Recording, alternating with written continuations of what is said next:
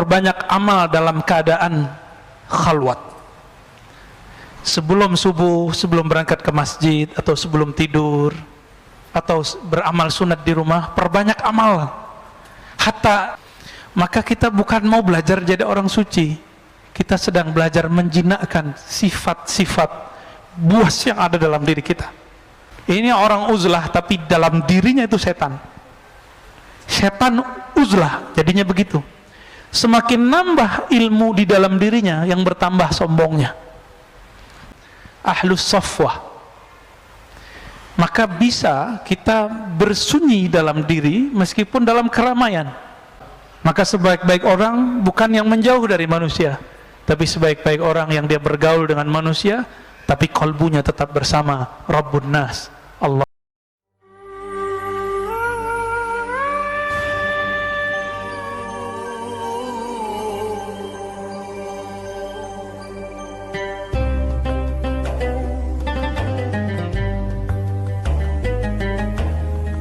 Allahumma salli wa sallim wa barik ala nabiyyina Muhammad. Allahumma salli wa sallim.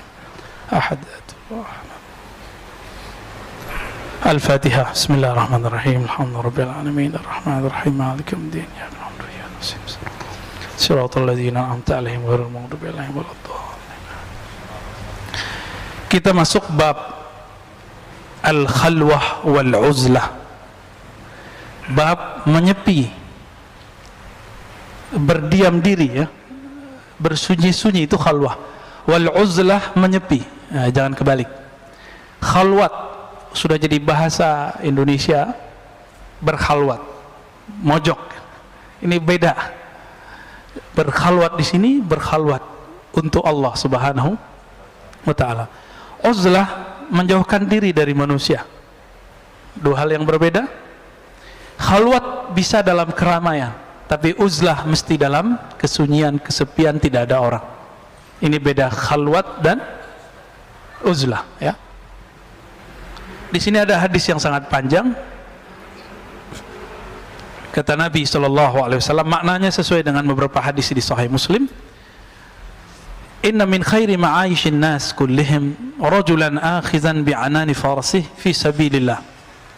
Orang yang terbaik itu adalah orang-orang yang mempunyai kendaraan lalu dia bawa fisabilillah. Kemudian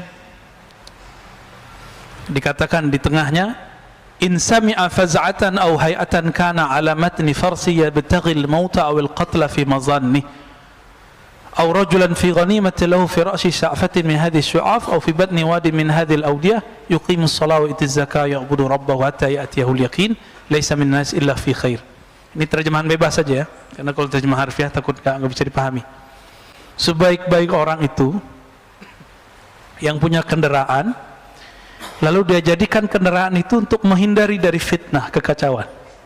Ngapain dia? Dia pergi ke gunung-gunung, ke tempat-tempat yang sunyi, sepi. Yuqimus shalah wa yu'tiz zakah. Dia mendirikan salat, dia menunaikan zakat, menunaikan hak-hak ubudiyah kepada Allah, ya'bud rabbahu, dia menyembah Allah Ta'ala hatta ya'tiyahul yakin, sampai datang keyakinan. Yakin di situ artinya kematian. Laisa minan nas illa fi khair, ya. Tidak ada pada manusia kecuali cerita kebaikan tentang dirinya. Qala al-ustaz, berkata imam pengarang kitab ini, al-khalwah sifatu ahli safwah. Khalwat itu bersunyi-sunyi meskipun dalam keadaan ramai, itu sifat dari orang yang kalbunya bening, ahlus safwah. Maka bisa kita bersunyi dalam diri meskipun dalam keramaian, membuang selain Allah, tapi kita lagi sedang bersama selain Allah. Antum bekerja tapi niatnya karena Allah. Antum sedang berkeramaian, macet. Coba kalau pikirannya juga macet, gawat nggak? Dibel orang dikit langsung nyolot. Ini ciri-ciri pikirannya belum berkhalwat. Maka bisa berkhalwat, mensunyikan diri dalam keramaian. Itu dia. Wal uzlah min amarati ahli al-wuslah. Adapun uzlah, menjauhkan diri dari manusia, ini adalah salah satu tanda-tanda dari orang-orang yang usul kepada Allah Subhanahu wa ta'ala, orang-orang yang sampai kepada Allah. Kapan uzlah dan khalwat ini dipakai? Imam Kushairi mengatakan, labudda lil murid fi ibtida'i sulukihi aw halihi. Murid itu di awal dia belajar mengenal Allah, ini bukan belajar sekedar belajar biasa. Bahkan mungkin sama ya, semua ilmu barangkali. Seorang murid jika ilmunya ingin mantap, maka dia harus terbebas dari semua gangguan. Sepakat nggak? Maka orang yang terlalu semangat, dia kuliah misalnya 2 sekaligus, biasanya mateng nggak? Nanggung di sini, nanggung di sana, walaupun dapat double degree. Biasanya begitu. Kecuali orang-orang yang dirahmati Allah. Ya.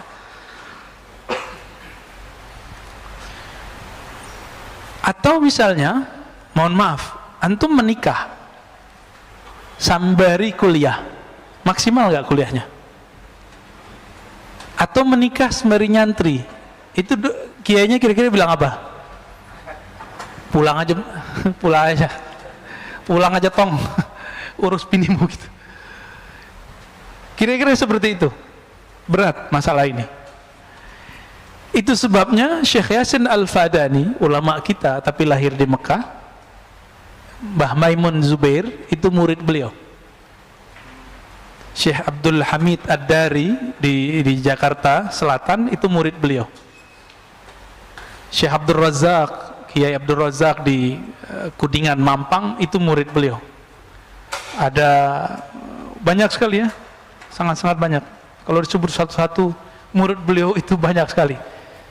Nama gurunya yang tertulis 400, tapi nama muridnya saya nggak bisa hitung berapa ya, 400 ribuan kali ya, wallahu alam. Sangat-sangat banyak ya. Saya berguru kepada murid beliau, Abu Ya Syekh Kiai Haji Ahmad Marwazi. Sekedar setoran baca kitab, dapat ijazah, seakan-akan beliau membaca di depan gurunya, kita mengulang kisah itu kembali.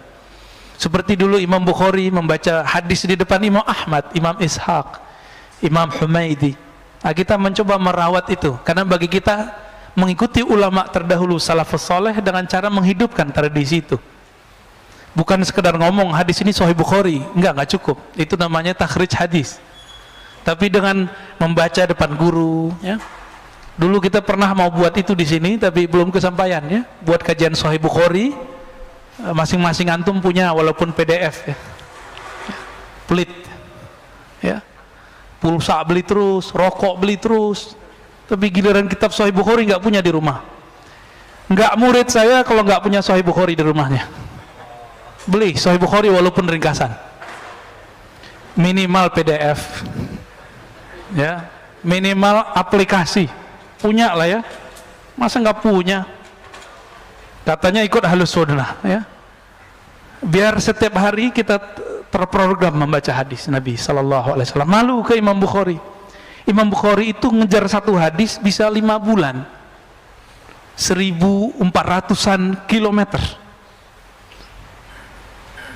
Nanti antum nggak perlu nyari, kita anterin hadisnya. Kita anterin ke masjid-masjid. Karena sekarang marhalahnya marhalah dakwah, sedangkan marhalah beliau itu marhalatur riwayah. Belum meriwayat. Maka harus dicari marahnya original, yang valid, yang sahih. Sekarang kita tinggal menikmati supaya pemahaman kita valid, aman, tidak dimasuki oleh hawa nafsu. Maka kita riwayatkan pemahaman itu dari guru kita, itu disebut dengan sanad ijazah. Maka zaman ini bukan sunnat bersanad, wajib.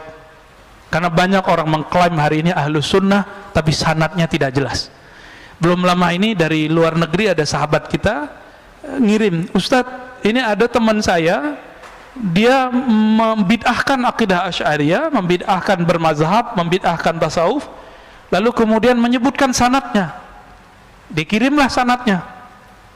Ternyata sanadnya kepada ulama, ada di Timur Tengah sana, Al-Utsaimin ngambil dari gurunya ngambil dari Umar Hamdan. Umar Hamdan siapa? Umar Hamdan seorang mursyid tarekat Sufiyah. Dia berakidah Asy'ariyah, bermazhab Maliki. Sampai ke atas semuanya orang ahlu sunnah wal jamaah.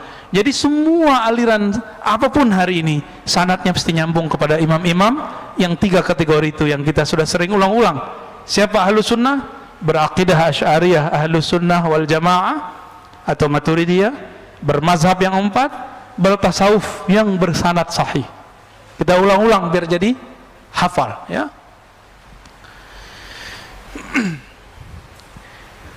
Ketika seseorang belajar lalu ada pikirannya pecah, bisa konsentrasi nggak? Maka Maulana Syekh Yasin Al-Fadani itu telat menikah. Untungnya Allah panjangkan umurnya, maka beliau bisa merawat anak-anaknya plus murid-muridnya. Umurnya panjang Allah.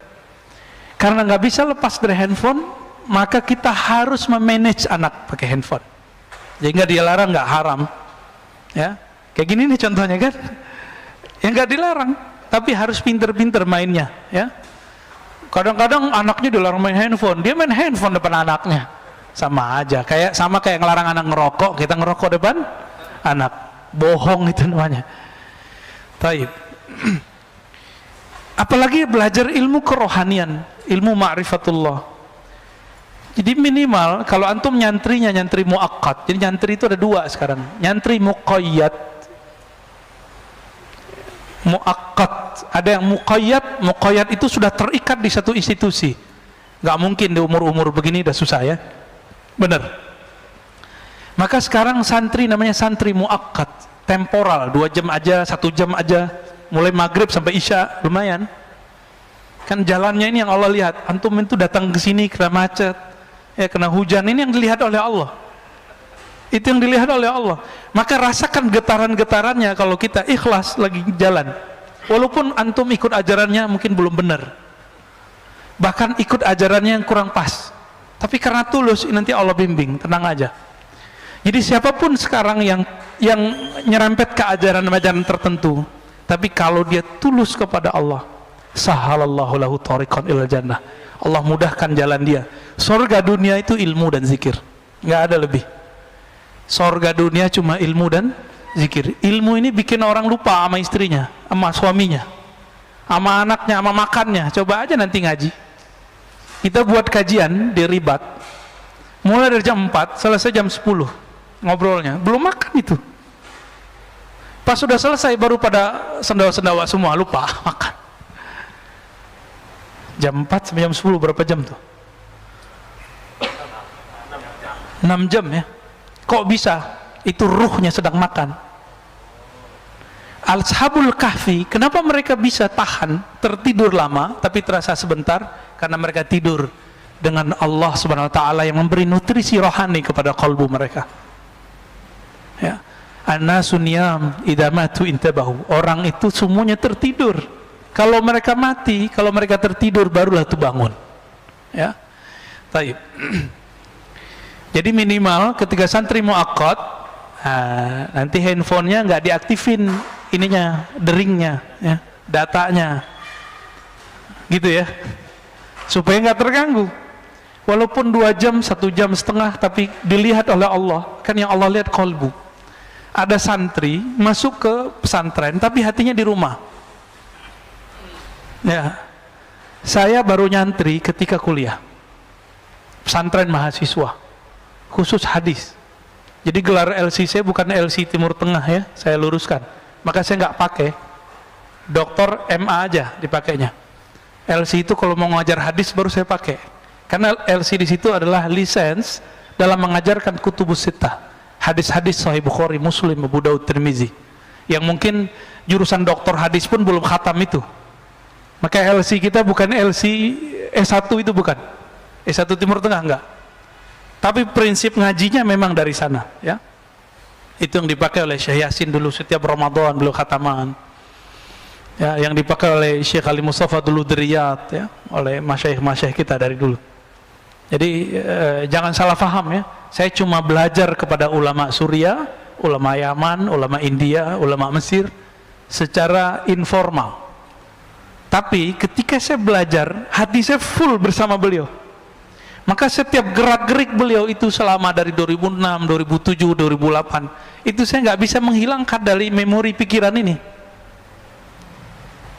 Jelas gitu, kayak slow motionnya kelihatan. Maka apapun yang beliau ajarkan itu nggak bisa saya lupakan. Kuncinya satu, mahabbatul ilm wa sahibul ilm. Mencintai ilmu dan orang yang diberikan ilmu. Antum kalau cinta nggak capek-capek ngapal, ingat saja orangnya, semua ilmunya ingat. Itulah ilmunya para sahabat, itulah ilmunya Imam Bukhari. Imam Bukhari itu nggak susah-susah ngapal, dia cukup ingat, dia cinta gurunya langsung dihafal semua. Kalau kita gimana? Susah mencintai guru ya, bukan cinta nafsi ya, bukan. Ini cinta ruhiyah, cinta secara rohani. Taib.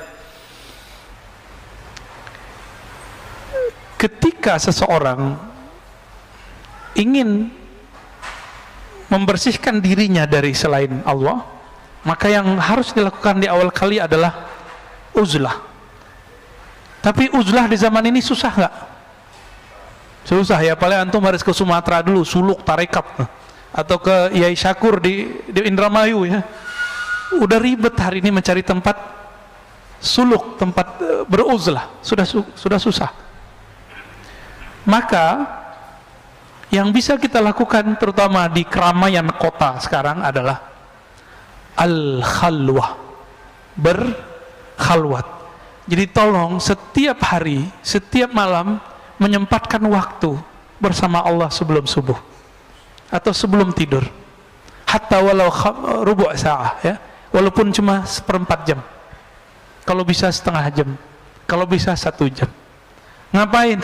Ya zikir Quran, zikir Quran, zikir Quran, zikir sholat. Udah gitu aja, nggak ngapain lagi. Kita sudah tersita lama dengan handphone, katanya anti Cina, tapi handphonenya Cina ya. Anti Amerika, handphonenya Apple. Jadi ternyata bukan itu masalah kita. Masalah kita, kolbunya anti selain Allah atau tidak. Itu masalah kita. Mau di tangannya Apple atau Oppo. Oppo bahasa Jawa kali ya. Tapi hati-hati teman-teman, ketika orang berkhalwat dan beruzlah. Jadi saya nggak mau gaul lah sama orang, itu namanya beruzlah juga. Ada orang beruzlah, tapi dia merasakan orang itu jahat, saya baik, saya harus menjauh darinya. Orang seperti ini disebut dengan mutakabbirun. Ini orang uzlah, tapi dalam dirinya itu setan. Setan uzlah, jadinya begitu. Semakin nambah ilmu di dalam dirinya, yang bertambah sombongnya, bertambah zikirnya, bertambah sombongnya. Maka nanti dia akan ngomong orang, ente zikirnya berapa, gua zikir berapa, saktian mana kita, nanti ngomongnya gitu pak. Adu makrifat kita. Emang makrifat apaan sih, kok bisa diadu-adu? Makrifat gak bisa diadu pak. Yang bisa diadu nih, ini bisa diadu nih ya, isi otak bisa diadu, yakin bisa diadu, makrifat gak bisa diadu, karena langsung makrifat itu yang disebut al-haq. Jadi kalau antum baca Al-Quran, al-haqqu min rabbika fala takunanna minal mumtarin, al-haq dari Allah itu makrifat, artinya pengetahuan yang pasti itu hanya dari Allah. Maka jangan pernah ragu, dan itu pintunya cuma satu, al-bab al-muhammadi, yaitu pintu Rasulullah sallallahu alaihi wasallam. Maka yang tidak melewati jalur kenabian tidak akan sampai kepada al-ma'rifah. Ma'rifatnya semu, saktinya semu, alimnya semu. Alim di sini kena stroke habis pak, bener nggak? Antum mau banggain hafalan, kena stroke habis, nggak bisa ngapa-ngapain, nggak bisa membanggain ini. Banggainnya harus ilmunya ilmu qalbu. Maka dalam Al-Quran selalu kalimatnya lahum qulubu ya'qiluna biha, mereka punya hati yang mereka berakal dengan si qalbu. Jadi jangan hanya berakal dengan ini, dengan kecerdasan intelektual. Kita harus berpikir, berakal, sumbernya, resource-nya adalah qalbu ya. Kalau saya mau pakai akal-akalan pak, saya mungkin debat tiap hari ya. Tapi apa untungnya debat? Kalau kita menang emang orang ikut kita? Kan enggak nggak bakal ya. Orang kalau kalah debat, egonya yang main, gengsi gitu. Itu yang terjadi. Nauzubillah min dzalik. Jadi kita pun kalau menghindari satu komunitas, bukan karena komunitas itu kita anggap akan menyakiti atau akan merusak diri, tapi kita mengatakan, jika aku masuk satu komunitas ini, mungkin akulah penyebab mereka rusak. Ini baru orang mutawadhi', baru uzlahnya benar. Jadi uzlah zaman now adalah tidak masuk ke dalam komunitas yang membuat kita terpapar dunia, membuat kita melenceng dari akhirat, melenceng dari Allah Subhanahu wa taala. Nah, ketika kita menjauhi komunitas begitu, bukan kita menuduh mereka, tapi kita menuduh diri sendiri. Kalau aku ada di sana, mungkin akulah penyebab mereka cinta dunia. Ini bedanya, ya. Maka hati-hati, ini banyak setan itu bisa masuk Pak ke dalam diri para pengamal tarekat, bisa masuk kepada dokter, profesor, bisa masuk ke ustadz, bisa masuk ke siapa aja. Kalau nggak begitu, mana mungkin Sayyidina Adam bisa tertipu? Nabi Adam, Nabi kita, kakek kita semua. Maka ini keturunan Nabi semua kan? Cuma Nabi Adam, bukan Nabi Muhammad. Karena kita semua ini keturunan Nabi Adam, kesalahan itu akan berulang. Syaitan itu selalu berbicara pelan. Syaitan itu selalu berbicara tulus. Dia jual ketulusan dan dia jual keilmuan. Maka syaitan akan menjual keyakinan, karena dia pernah mengalami ujian keyakinan ribuan tahun beribadah di langit dan di bumi, sehingga Allah angkat dia setara dengan malaikat.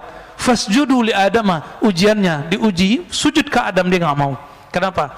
Di kolbunya ada kesombongan yang menyala-nyala. Ini dalam diri kita ada kesombongan nggak menyala-nyala? Kalau ada, orang sedikit senggol kita marah, ya, kita mau bunuh orang itu Pak jadinya. Tapi kalau kita merasa bukan siapa-siapa, jika ada orang mau nyerang kita, ya kita maafin. Mungkin dia salah faham, ya. Rasulullah SAW melakukan itu berkali-kali, ya, dicaci maki segala macam, bahkan dibentak, ya. Yang paling sedih itu Nabi dibentak oleh sahabat tercintanya Umar. Tapi Nabi faham Umar lagi galau. Apa kata Sayyidina Umar radhiyallahu ta'ala anhu? Belum lagi galau. Rasulun anta, ente bener Rasul gak sih? Antum coba ngomong sama aneh, ente beneran ustadz gak sih? Kalau saya baper, saya tersinggung. Tapi kalau saya faham antum, saya gak akan marah. Nah, itulah bagaimana dewasanya Rasulullah.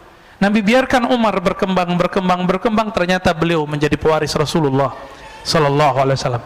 Jadi kadang-kadang orang-orang yang benci sama kita hari ini, yang marah sama kita hari ini, siapa tahu nanti menjadi orang yang sangat cinta kepada ilmu yang kita kembangkan. Amin ya rabbal alamin. Jadi jangan bawa nafsiyah ego diri, ya, yang kita kedepankan Allah Subhanahu wa taala. Maka beliau mengatakan, ya, wa man istasghara nafsahu fahuwa mutawadhi. Siapa yang beruzlah karena memandang dirinya kotor, takut merusak manusia, itulah yang disebut muslim hakiki mutawadhi. Kembali ke hadis yang sering dibaca oleh para asatis, al-muslimu man salimal muslimuna min lisanihi wa yadihi. Muslim yang hakiki, yang mutawadhi, muslim yang khawatir orang lain tersinggung oleh lisannya. Maka saya katakan tadi, jika teman-teman salafi tersinggung oleh kalam saya, maafkan saya, ya. Jika teman-teman tarekat sufi tersinggung dengan kalam saya, tolong maafkan saya.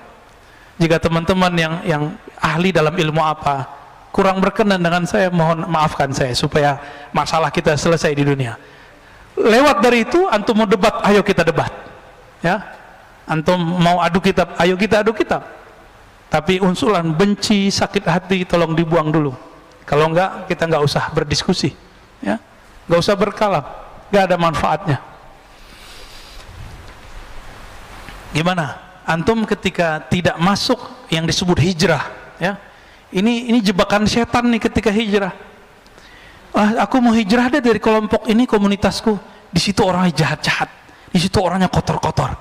Kalau itu yang ada, fa'anta mutakabbirun, maka kamu pewaris setan, pewaris iblis. Di dalam dirimu ada sifat permanen iblis, yaitu sombong. Jadi kepada teman-teman saya yang sedang merasakan dirinya hijrah, jangan berpikir bahwa orang-orang yang kita tinggalkan itu orang-orang jahat. Kita katakan, mungkin akulah penyebab mereka jahat. Dari mana ilmu ini? Dari Sayyidina Adam. Siapa lagi kita berguru kalau ke Al-Quran? Apa kata Sayyidina Adam ketika beliau berhasil dijebak oleh iblis? Apa kata Nabi Adam? Ya Allah, iblis yang disalahkan. Begitu enggak? Hah? Emang begitu? Enggak. Apa katanya?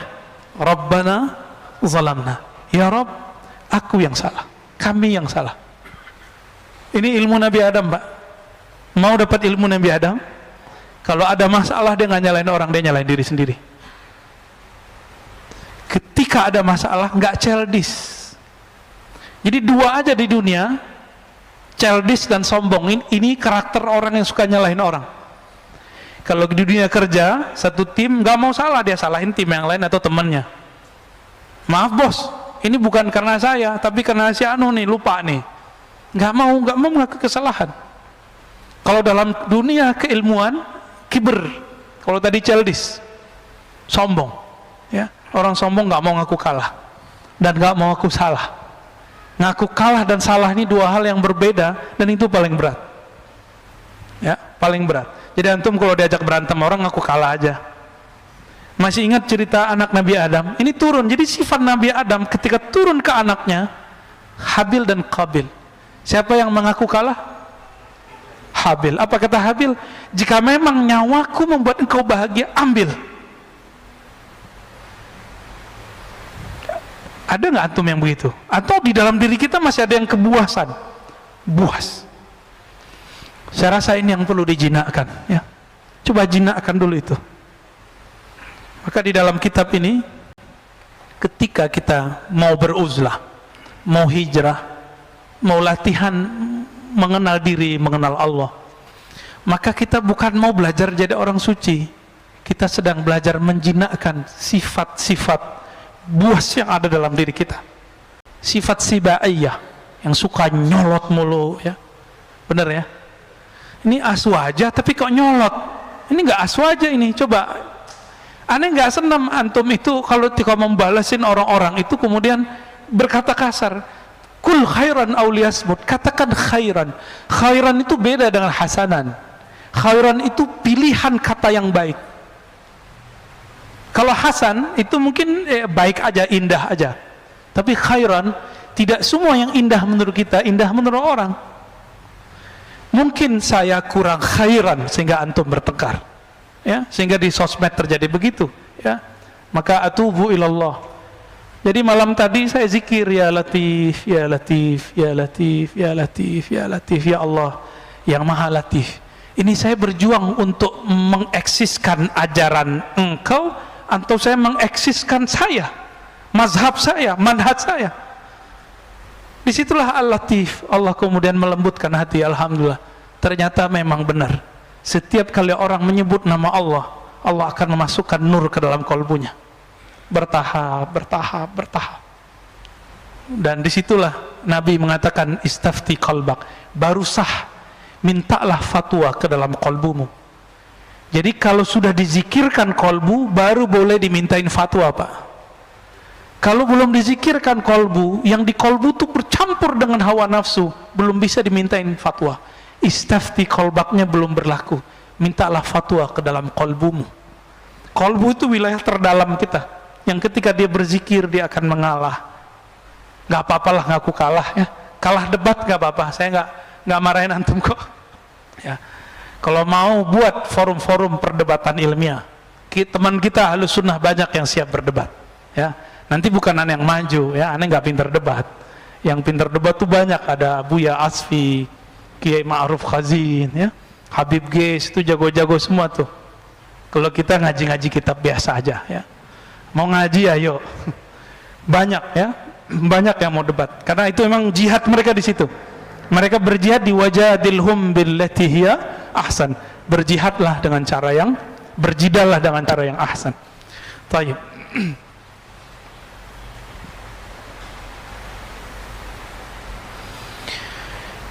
Ada orang berkhalwat, menyepi ke Gunung Salak, tapi karena tauhidnya tidak benar, apa yang terjadi? keluar-keluar jadi nabi. Ya, nah, ini masalah ini. Maka kata beliau, wa min adabil uzlah ayuhassila minal ulum ma yusahhih bihi uqada tauhidih. Salah satu yang paling awal sebelum orang masuk ke dunia suluk, dunia khalwat, dunia tarekat sufi, wajib belajar ilmu akidah. Maka di Mesir itu hikayat dari beberapa sahabat saya, kalau ingin talqin, beberapa syekh mewajibkan belajar akidah tauhid dengan metode sifat 20 supaya nanti nggak ngaku jadi Tuhan atau ngaku jadi Nabi minimal. Tapi seru juga ya, naik pangkat ya. Manusia biasa, wali aja belum udah jadi Nabi. Wali aja belum ketahuan Pak udah jadi Nabi. Canggih nggak tuh? Canggih itu ya. Itu gimana nasibnya itu orang tuh yang sudah naik pangkat itu ya. Likai la yastawiyahu syaitan biwasawisih. Apa faedah belajar tauhid yang benar? Supaya syaitan tidak mewaswaskannya ya, mewaswaskannya. Was-was ini sekarang ternyata ketika belajar tauhidnya tidak sesuai dengan manhaj ahlus sunnah, was-was itu sekarang nggak hanya ketika masuk suluk tarekat, tapi ketika belajar apa saja, antum kalau nggak benar tauhidnya, merasa paling benar, ini yang paling bahaya. Jadi was-was syaitani yang paling gawat hari ini yang masuk ke dalam kolbu manusia adalah merasa dirinya lebih benar.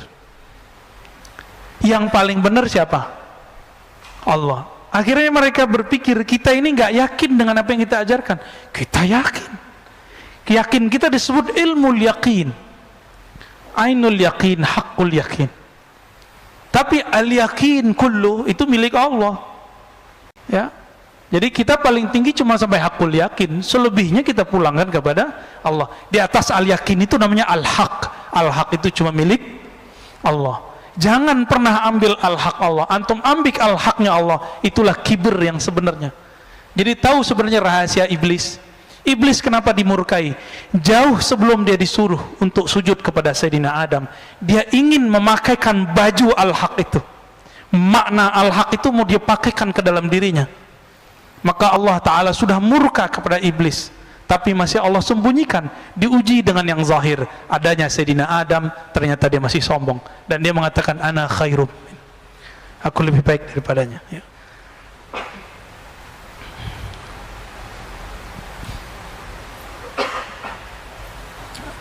Bapak saudara makan Allah, ini bagian akhir yang mau saya sampaikan. Kalau mau ingin husnul khatimah, mau husnul khatimah nggak?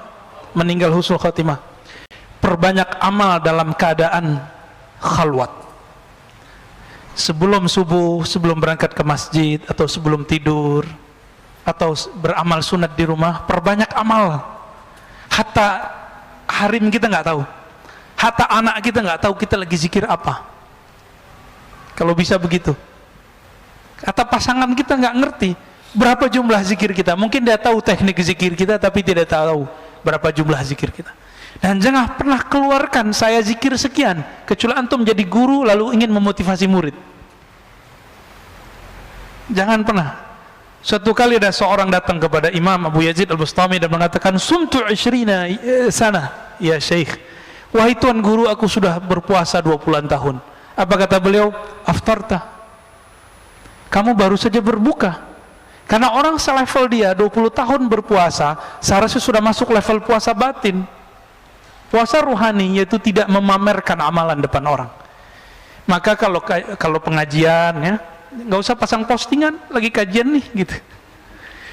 Kalau dulu unik, lagi dengerin azan di Masjidil Haram, lagi dengerin azan nih pakai J, lagi ajan di Masjidil Haram, Allahu Akbar. Nggak usah ya. Bangun tidur malam hari, bangunin teman, bangun dalam hati nggak selamat, biar teman tahu aku udah bangun duluan. Hati-hati. Mainannya setan halus tapi nyata, itu beda. Halus dengan nyata dengan tampak ini pasti dia fisik, tapi kalau nyata kadang-kadang dia halus tapi terasanya jelas. Rasakan saja dialog hati kita bertengkar ketika kita mau pamer. Benar ya? Itu yang pertama. Yang kedua, teman-teman, tunjukkan kepada Allah bahwa kita hambanya, baik dalam sunyi ataupun keramaian. Itu sama. Ini ciri-ciri orang yang lulus khalwat, walaupun tidak khalwat 40 hari, tapi antum lakukan ini setiap hari, mencoba kualitas zikir dan amalnya sama ketika sendiri dan sama ketika bersama orang. Insya Allah ini sudah berhasil disebut khalwah dar anjuman, kata Syah Naqsyaband. Berkhalwat dalam keramaian. Al khalwah fil jalwah, begitu kata Maulana Imam Khalid ya, Ad-Dimashqi Al-Baghdadi. Berkhalwat tapi dalam keramaian. Inilah ajaran Imam Ghazali yang dia wariskan dari Abu Ali Al-Farmadi, bersambung kepada Rasulullah sallallahu alaihi wasallam. Maka sebaik-baik orang bukan yang menjauh dari manusia, tapi sebaik-baik orang yang dia bergaul dengan manusia tapi kalbunya tetap bersama Rabbun Nas, Allah Subhanahu wa ta'ala. Panitia apa? Ini sampai ba'da azan masih? Lanjut? Masih lanjut ya? Oh ya, saya ingat saya begitu ya. Lalu ketika antum berkhalwat ya, berarti kita lanjut dulu deh. Ada wali cerita, ini kan sempat rame sebelum puasa. Ada seorang Habib dibully karena dia cerita tentang gurunya atau Habib Fulan bisa bertemu Allah 40 hari sehari semalam gitu ya. Apakah itu cerita baru, cerita lama? Itu sebenarnya sudah banyak di kitab. Cuma orang yang jarang baca kitab menganggap itu aneh. Saya mau tanya, antum masih ingat hadis al-ulama warasatul anbiya? Ulama pewaris para nabi. Nabi Adam ketemu Allah enggak? Ketemu Allah. Nabi Musa dialog dengan Allah enggak? Dialog. Nabi Isa, Nabi Muhammad, semua nabi itu punya pertemuan dengan Allah dengan cara yang berbeda. Yang sempurna cuma Nabi Muhammad, sama sendal-sendalnya dibawa ke aras. Ini bedanya. Nabi Musa pingsan dulu baru merasakan hadirnya Allah. Padahal Nabi Musa sudah berdialog dengan Allah berhari-hari, 40 hari. Nah, di sini dikatakan yuhka an Abi Yazid. Jadi Abu Yazid ketika berkhalwat, Abu Yazid ini ulama salafus saleh, wafat tahun 261 Hijriah, sama dengan Imam Muslim, pengarang Sahih Muslim. Apa kata beliau? Ra'aitu Rabbi azza wa jalla fil manam. Aku melihat Allah Ta'ala dalam mimpi. Mungkin nggak? Dalam mimpi loh? Mungkin. Coba kalau nggak percaya, buka kitab Ta'bir Mimpi karya Ibnu Sirin, An-Nablisi dan banyak ulama. Ada di situ ru'yatullah, bab melihat Allah Subhanahu wa ta'ala. Fakultu kaifa ajiduka. Lalu aku bertanya, ya Allah, bagaimana cara aku menemukanmu, bertemu denganmu? Faqal fariq nafsak wa ta'al. Hai Abu Yazid, fariq nafsak, tinggalkan egomu, nafsiyahmu, ta'al, ayo kita ketemuan. Maksudnya apa? Maka yang menghalangi kita dengan Allah itu apa? Nafs. Angan-angan, masa sih? Gak mungkin zikir 100 kebanyakan, apalagi dikasih 1000. Apalagi antum kena racun bilang zikir 1000 bid'ah. Ya? Ya salam. Azan dulu ya. Azan dulu kita lanjut tanya jawab. Fadal muazzin.